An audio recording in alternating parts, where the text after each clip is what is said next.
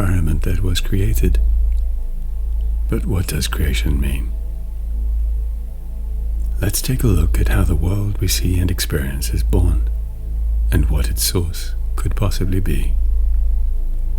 To begin, let's revisit the ultimate creator, the source of everything, God. We'll do this by putting down what distracts us and quietly looking, but without using the mind to look. When we look without the mind at what is beyond the mind, we experience God. Our thoughts obscure the view, and when we are still, like God is still, God comes back into focus. Be still and know that you are God is the only mantra you ever really need. So we retreat from the world and return to the source of the world. We sit with God in God and become aware that this formless presence is the field of consciousness in which our consciousness also lives. We see that this field of consciousness is the source from which everything arises. We see God is the silence out of which a sound is born, and back into which the sound recedes.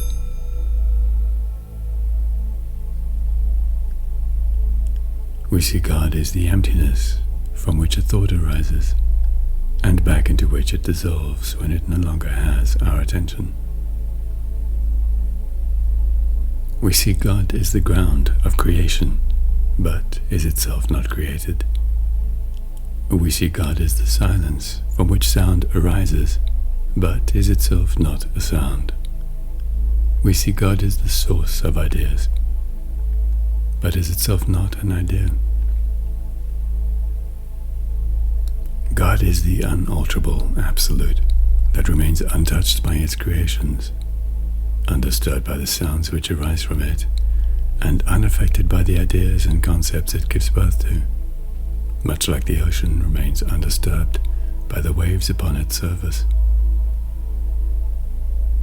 God is stillness, and everything else is temporary noise, which appears in consciousness, plays out for a while, and then recedes back into stillness again. Much like ideas pop into our consciousness, remain while we focus on them, and then disappear when we lose interest. The Avadhuta Gita says in section 6, "The whole universe is a projection of the mind. Therefore it is a mode of the mind. The true nature of the mind is bliss, and when the mind is still, bliss is revealed." Ramana Maharshi says, "The world is unreal. Only the self is real. The world is a mere appearance, like a dream. It is the mind that creates the world." God's creations are ideas rising from consciousness, taking form for a while, and then returning back to formlessness. This is true for God's creations as well as ours.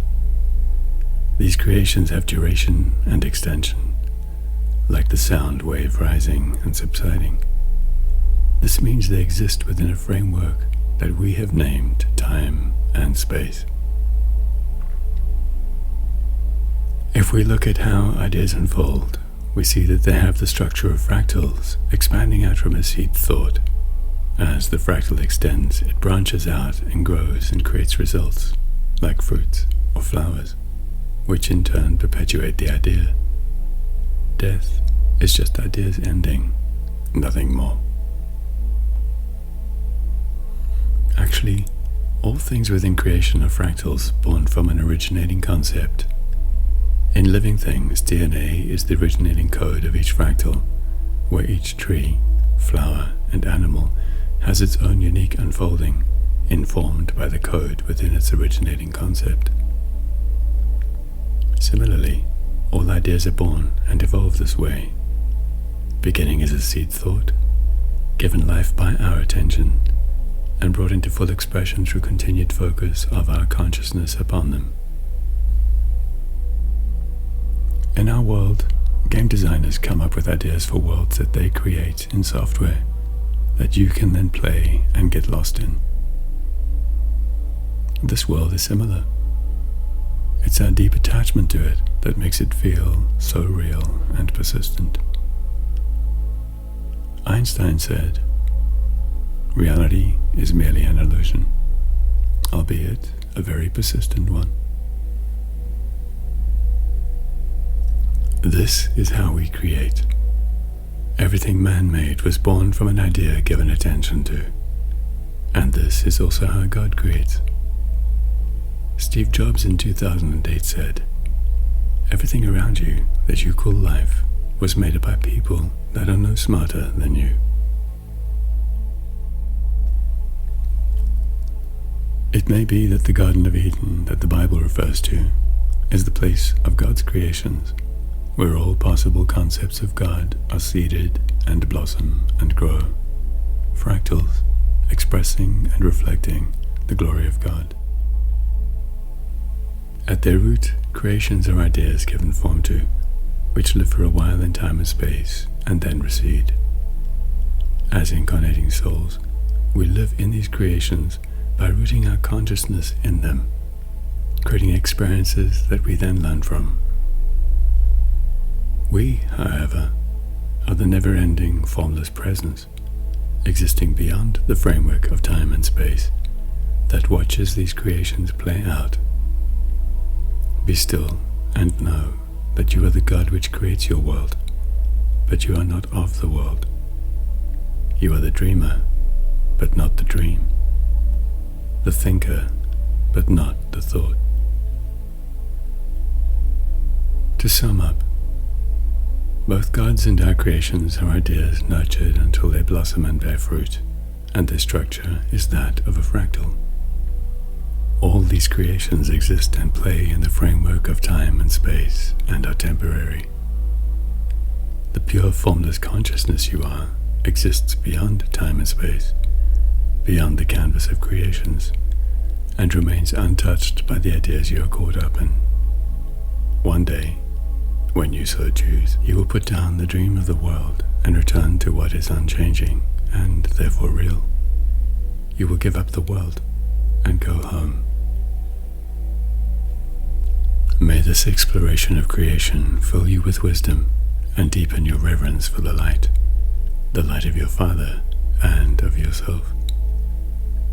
May you recognize the purity and power of this light within you, and shine away any darkness in your mind and in the minds of others who dream along with you.